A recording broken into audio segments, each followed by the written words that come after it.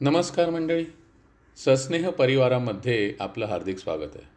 मंडळी, आज सामायिक करत असलेल्या कथेचं शीर्षक आहे माणुसकी. लेखक श्री दिलीप कसगावकर, अभिवाचन सचिन दातर. ऐकूया माणुसकी. संध्याकाळचा फेरफटका मारून गोपाळराव घरी आले. ते घरात शिरताच सावित्रीबाईंची म्हणजे त्यांच्या बायकोची तुफान एक्सप्रेस सुरू झाली. हे बघा, थोड्या वेळापूर्वीच वकील साहेब आले होते घरी. त्यांनी हे ॲप्लिकेशन दिलं आहे आणि कलेक्टर ऑफिसमध्ये उद्याच सबमिट करायला सांगितलं आहे. शेवटची डेट आहे. ॲप्लिकेशन सबमिट करताना आपल्याला 4 डॉक्युमेंट द्यावी लागणार आहेत आणि कलेक्टर ऑफिसमध्ये रोज फक्त 10 लोकांनाच अपॉइंटमेंट मिळते.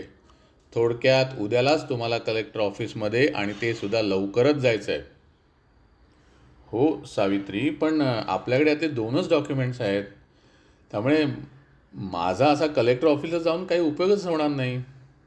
अहो, जाऊन तर बघा ना. हो, कधी कधी होतात कामं. बरं ठीक आहे राणीसाहेब, जसं तुम्ही म्हणतात अगदी तसंच करतो, गोपाळराव म्हणाले. दुसऱ्या दिवशी ते जरा लवकरच उठले आणि झटपट तयारी करून बसस्टॉपकडे जायला निघाले.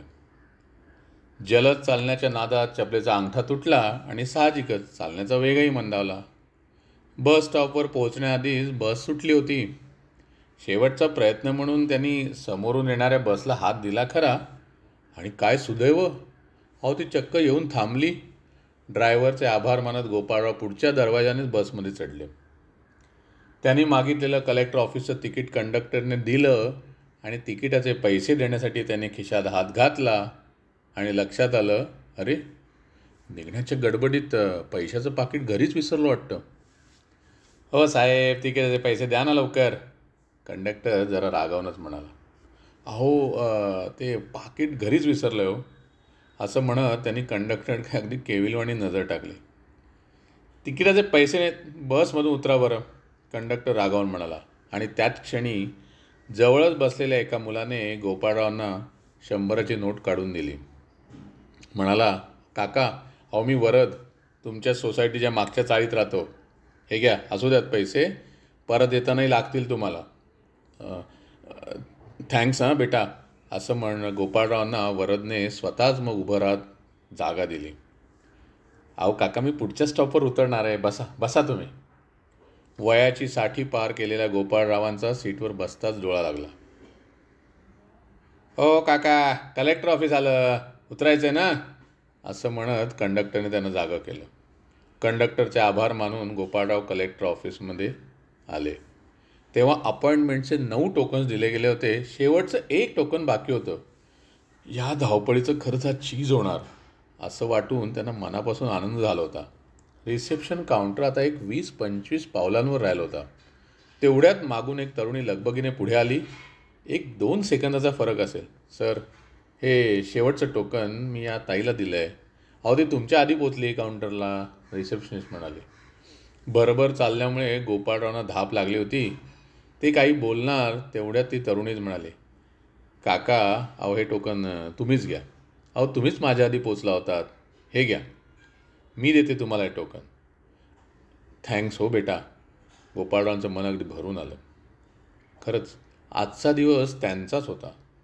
आधी त्या बस ड्रायव्हरने, मग वरदने, त्यानंतर कंडक्टरने आणि आता या अनोळखी तरुणीने सुखद धक्का दिला होता. जगात माणुसकी शिल्लक असल्याचा प्रत्यय आज त्यांना जागोजागी येत होता. पुढच्या 5 मिनिटातच कलेक्टर साहेबांचं आगमन झालं. साहेब केबिनमध्ये गेल्यानंतर 2 मिनिटांनी साहेबांचा सेक्रेटरी बाहेर आला आणि त्याने सांगितलं की आजच्या सगळ्या अपॉइंटमेंट्स कॅन्सल करायला लागणार आहेत, कारण साहेबांना आज मिनिस्टरांबरोबर मीटिंग आहे. तेव्हा उद्या परत अपॉइंटमेंट घ्यायची गरज नाही, आजच्याच अपॉइंटमेंट उद्या चालतील.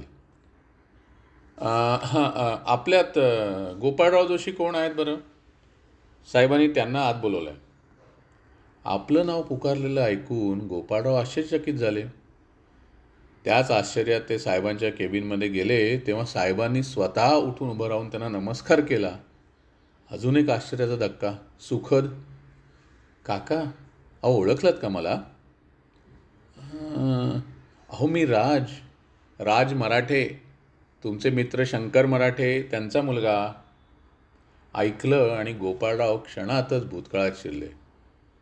त्यांचा मित्र शंकर सांगत होता, गोपाळा, अरे हा माझा मुलगा राज, याला अमेरिकेत चांगल्या कॉलेजला ॲडमिशन मिळते. अरे पुढच्याच महिन्यात विजा इंटरव्ह्यू आहे. अरे पण ना विजा मिळवण्यासाठी तगडा बँक बॅलन्स दाखवावा लागणार आहे रे.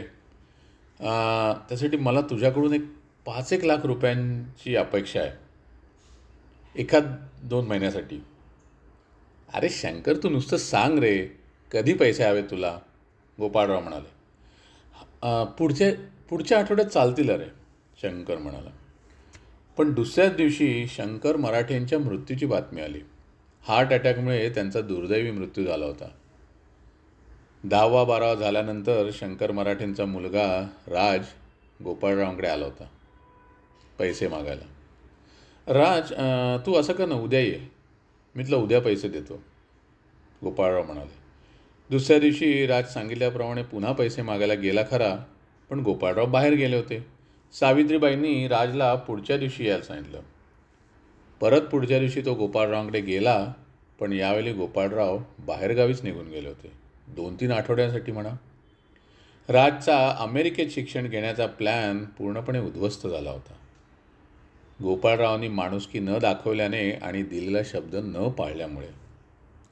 त्यानंतर गोपाळरावांनी राजची कधी चौकशीही केली नाही आणि मग राज देखील त्यांच्याकडे कोणतीही मदत मागण्यासाठी कधी फिरकलाच नाही.